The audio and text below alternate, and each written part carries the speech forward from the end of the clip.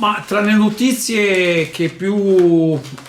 mi hanno così stimolato oggi sui vari giornali Corriere della Sera, Corriere del Veneto, Gazzettino e Nuova Venezia, e uno è, sapete, visto la mia passata esperienza anche di consigliere comunale, sapete che alle elezioni abbiamo sempre dato un occhio molto, molto attento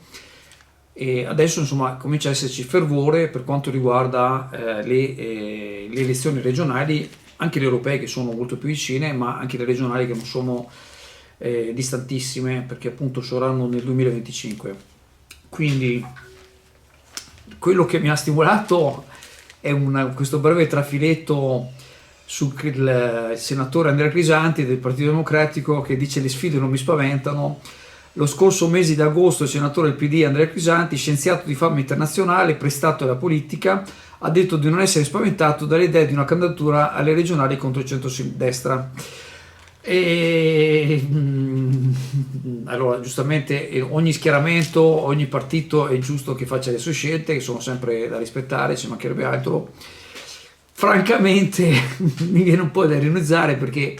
a me sembra che il senatore Crisanti, con tutto il rispetto della sua professione e delle sue capacità diciamo da scienziato, fino adesso non ne abbia detta una giusta, perché voglio dire, inizialmente quando non era ancora senatore, che tanti si rivolgevano a lui per le comunicazioni, ha detto addirittura che ha fatto un intervento addirittura a mio avviso totalmente fuori luogo, praticamente invitando a stare attenti a vaccinarsi proprio all'inizio, creando quindi un sacco di disagio. Sappiamo poi c'è stato tutto il discorso dei Novax eccetera eccetera.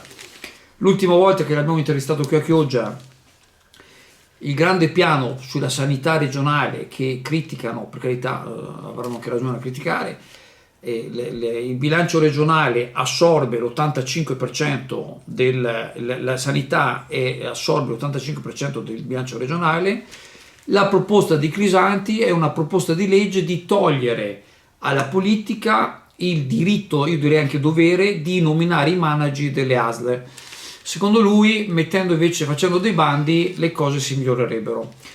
Francamente mi ricorda un po' il buon Roberto Rossi di Regia Cinica, che in Consiglio Comunale ha dichiarato che il Comune, per risparmiare, dovrebbe aumentare i servizi e diminuire i costi. Però di fatto nessuno dice cosa fare e cosa non fare per raggiungere questo risultato, che è praticamente una assoluta utopia, perché non puoi diminuire i costi e aumentare i servizi. Però se questi sono bravi farebbero bene a dirlo. Quindi auguri per la candidatura alle regionali del senatore Crisanti. Detto questo, al netto di queste così mie osservazioni personali, assolutamente personali, opinione, quello che invece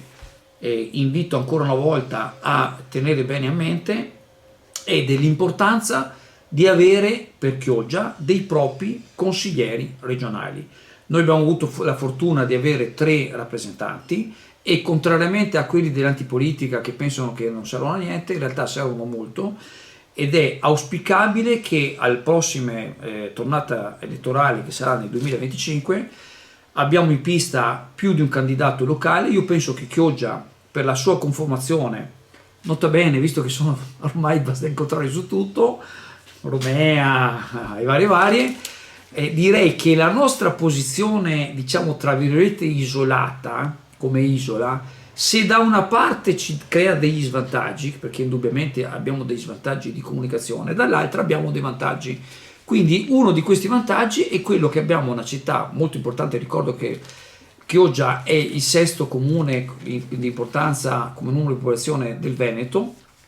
quindi possiamo tranquillamente aspirare a riconfermare 3 consiglieri regionali. Non sappiamo Leli Cavallini cosa farà, perché teoricamente non si dovrebbe poter ripresentare, purtroppo. Vedremo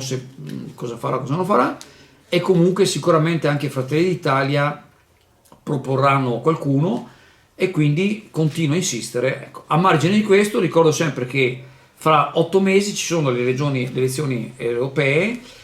e il nostro candidato, nostro proprio come città, come luogo, come provincia, come regione, è la Rosanna Conte, non perché sia della Lega, ma perché in questo periodo del suo mandato è stata moltissimo attiva e come spiegavo nei video precedenti, il fatto di avere dei collegi ampissimi, cioè praticamente c'è il Veneto, il Trentino Alto Adige, il Friuli Venezia Giulia, una parte dell'Emilia Romagna se non sbaglio, quindi sono bacini così ampi, è importante che comunque quindi avere un candidato che è di Portogruaro in termini di territorio sarebbe assolutamente un bingo riuscire a riconfermare l'avvocato Rossana Conte, che tra l'altro, ripeto, si è molto impegnata ed è stata ben presente in tutti i tavoli istituzionali. L'agenzia Venice Waterlink, in collaborazione con la Raffaello Navigazione, in aprile e in maggio vi accompagnano da Sottomarina a Venezia il sabato, la domenica e i festivi e alle isole Burano, Murano e Torcello la domenica. Per maggiori informazioni telefonare allo 041 8626 373 per prenotazioni online sul sito venicewaterlink.com.